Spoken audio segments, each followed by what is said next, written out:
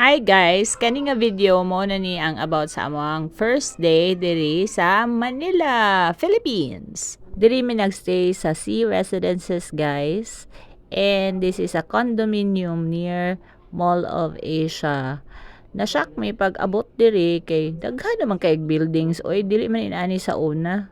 Nya kanang halingiing na jud sa murag kanang gi-welcome jud kayo mi sa kainit sa Manila. Timing pa jud kaayo ang news nga nisugat sa amo pagka morning ani kay katong suspension sa 6 reclamation projects diri dapita.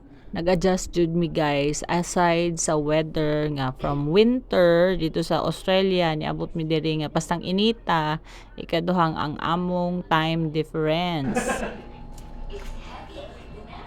Ang mga nautog. Ay, gawas yung naong. Time check is 6:45 in the morning.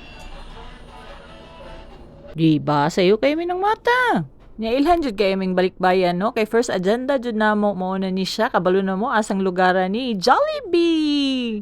Nya inflation is real jud guys kay kani tanan among gi-order 1,052 pesos ni tanan guys. Dili jud halata nga miss namo guys no ang Jollibee. Kung sa Terminal 3 pa siguro mi nilanding wa na didto pa lang daan ni kaon na mi. After namo nabusog guys, nanglaag na mi.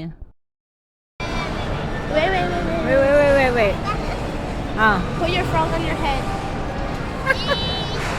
Aside sa gusto niya mag-gamer guys, kani akong isa ka anak, gusto mahimong Spider-Man. So ayun na lang mo katingala kung muposing siya ginana. Unya, supportive food kaya ang amahan ana, no?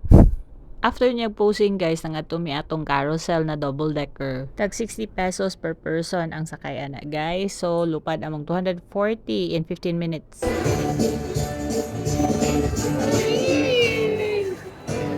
Nagsaon lang ni nga experience guys para sa mga bata. So samantalahon na namo samtang na ami diri.